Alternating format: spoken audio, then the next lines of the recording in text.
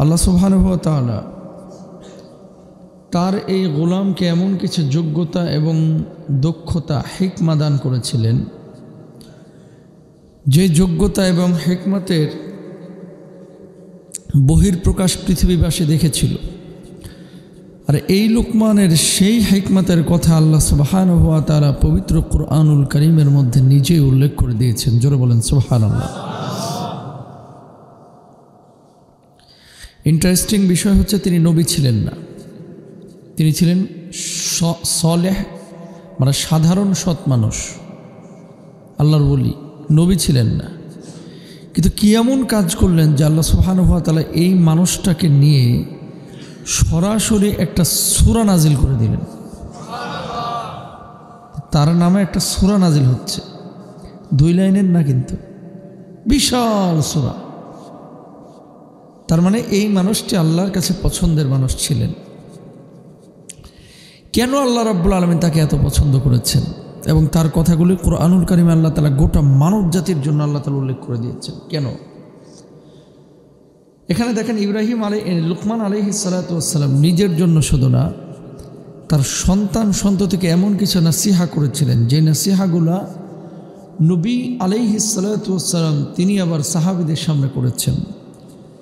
এবং এই নাসিহাগুলো কিয়ামত পর্যন্ত আল্লাহ রাব্বুল আলামিন গোটা উম্মতে মুহাম্মদের জন্য দিক নির্দেশনা স্বরূপ পবিত্র কুরআনুল কারীমে আল্লাহ তাআলা লিপিবদ্ধ করে রেখে দিয়েছেন। জোরে বলেন সুবহানাল্লাহ। আল্লাহ তাআলা কি বলছেন একটু খেয়াল করেন। ওয়ালাকাদ আতাইনা লুকমানাল হিকমাতা আনিশকুর লিল্লাহ। আমি লুকমানকে হিকমত দিয়েছিলাম এবং বলেছিলাম যে আল্লাহর শুকরিয়া আদায় করো। ওয়াইয়াশকুরু ফাইন্নামা ইয়াশকুরু লিনাফসি। যে ব্যক্তি শুকরিয়া আদায় করে সে তার নিজের জন্যই করছে। ওমান কাফারা ফাইন্নাল্লাহা গানিয়্যুন হামিদ। আর যে ব্যক্তি অকৃতজ্ঞ হয় আল্লাহ তাআলা অমুখাপেক্ষী। মানে কেউ যদি অকৃতজ্ঞ হয় তাহলে ক্ষতি তার নিজের, আল্লাহর এখানে কোনো ক্ষতি নেই। তাহলে 1 নাম্বার হচ্ছে আল্লাহ রাব্বুল আলামিন লুকমান আলাইহিস সালাতু ওয়াস সালামকে হিকমা দান করেছিলেন। হিকমা কি? প্রজ্ঞা, জ্ঞান, গরিমা। কেমন জ্ঞান ছিল, কেমন তার জ্ঞান ছিল, কেমন তিনি জ্ঞানী ছিলেন একটু খেয়াল করেন। উনি কিন্তু মানুষ হিসাবে খুব সুন্দর ছিলেন না, মানে খাটো ছিলেন, খাটো। কেউ বলছেন 2.5 হাত লম্বা ছিলেন, কেউ বলছেন যে না 3 হাতেরও কিছু অংশ তিনি কম ছিলেন, একেবারে বাটু মানুষ ছিলেন। এমন কুচকুচে কালো, হাসলে দাঁত ছাড়া চেহারা ফেস বোঝা যেত না, এত কালো ছিলেন। সুবহানাল্লাহ বলে। পায়ের তালু ছিল ফাটা, ঠোঁটগুলো ছিল ফাটা, হাতগুলো ছিল ফাটা। শীতকালে পায়ের গোল্লা ফাটে যায় না অনেকের, এরকম ফাটা। যে মানুষটা মাত্র 2.5 হাত লম্বা, যে মানুষটা বাটু, যে মানুষটা কালো, যে মানুষটা খাটো, যে মানুষটার পা ফাটা, গাল ফাটা, যে মানুষটার হাত ফাটা, এই মানুষটা কি এমন কাজ করেছেন যে আল্লাহ তাআলা তার জন্য কুরআনুল কারীমে এত মর্যাদার ব্যবস্থা করলেন এবং তার নাসিহাতগুলোকে কোড করলেন। দেখেন, দ্বিতীয়ত তিনি ছিলেন একজন গোলাম, দাস। একবার মুনিব তাকে কি বললেন? লোকমান, একটা বকরি জবাই করার পরে বকরির মধ্যে সবচাইতে উৎকৃষ্ট যে 2টা অঙ্গ আছে আমার সামনে হাজির করো।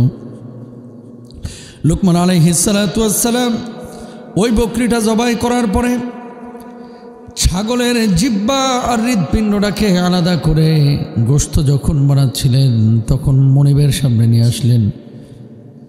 আবার পরবর্তী দিন তিনি বললেন যে একটা ছাগলের জবাই করার পরে সবচাইতে নিকৃষ্ট অংশটাকে আমার সামনে হাজির করো। লুকমান আলাইহিস সালাতু ওয়াস সালাম ছাগলের জিহ্বা আর হৃৎপিণ্ডটাকে আবার হাজির করলেন। এবার মুনিব জিজ্ঞেস করলেন, লুকমান, ভালো অংশ আনতে বললাম, তুমি আনলা জিহ্বা হৃৎপিণ্ড। খারাপ অংশ আনতে বললাম, তারপরেও আনলা জিহ্বা হৃৎপিণ্ড। মানে তো কিছুই বুঝলাম না। কেমন প্রজ্ঞামান লুকমান আলাইহিস সালাতু ওয়াস সালাম ছিলেন দেখেন। মুনিবকে জবাব দিলেন, মুনিব, একটা প্রাণীর দেহের মধ্যে জিহ্বা হৃৎপিণ্ড হচ্ছে মেন। কেউ যদি জিহ্বাকে নিয়ন্ত্রণ করতে পারে, হৃৎপিণ্ড অর্থাৎ নফসটাকে কেউ যদি নিয়ন্ত্রণ করতে পারে, গোটা বডিটাই নিয়ন্ত্রিত হয়, আল্লাহ রাব্বুল আলামিনের সন্তুষ্টি অর্জন করতে পারে। আর যদি এই দুইটা অঙ্গ কেউ নিয়ন্ত্রণ করতে না পারে, আল্লাহ রাব্বুল আলামিনের অসন্তুষ্টি নিয়ে সে কবরে চলে যায়। বলুন আল্লাহু আকবার। দেখছেন, আপনারা যদি বলতো যে ছাগলের উৎকৃষ্ট অংশটা নিয়ে আসেন, আপনি প্রথমেই টার্গেট নিতেন সামনের দুইটা ঠ্যাং। রান রান কথা বলেন না কেন? আমরা গরুর গোস্ত যখন কিনতে যাই হাড্ডি খুঁজি না গোস্ত খুঁজি? ছাগল যখন কিনতে যান আপনারা কিন্তু গোস্ত খুঁজেন, এখানকার রানের অংশটা দে, এখানকার পিঠের অংশটা দে, এখানকার সিনার অংশটা দে, বেছে বেছে ভালো গোস্তগুলো, একটু হাড্ডি আছে, তারপর যে সেই হাড্ডি না যেটা চাবানো যায়। ঠিক না বে ঠিক? অথচ লুকমান আলাইহিস সালাতু ওয়াস সালামকে তার মুনিব বলল যখন তিনি কৃতদাস, যে এই প্রাণীর সর্বোত্তম দুইটা অংশ তুমি আমার জন্য নিয়ে এসো। তো গোস্ত বা রান, মগজ, সিনার গোস্ত এসে এগুলো বাইসে নিয়ে আসতে পারতেন, কিন্তু উনি আনলেন না। আনলেন কি? জিহ্বা আর হৃৎপিণ্ড, যেটা আপনাদের বাজারে বেচা হয় কম দামে। এটা কিন্তু সবাই খাইতে চায় না। মাথা, জিহ্বা, কলিজা দেখবেন আলাদা করে বেচে অনেকে, 200 টাকা 250 টাকা কেজি। দেখেন হিকমাটা কি?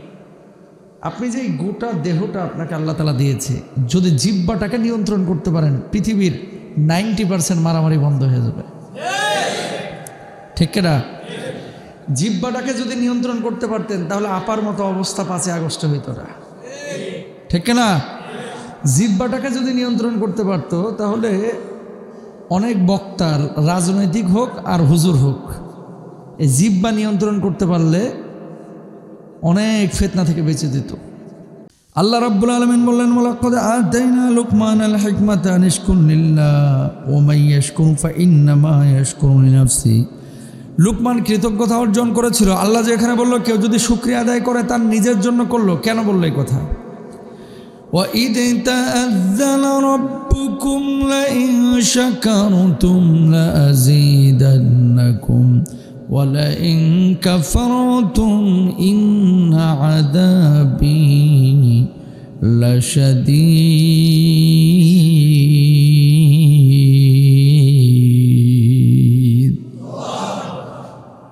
আল্লাহ রাব্বুল আলামিন কি বললেন? যদি তুমি শুকরিয়া আদায় করো, নিয়ামত আরো বাড়ায়া দেব। আসসালামু আলাইকুম।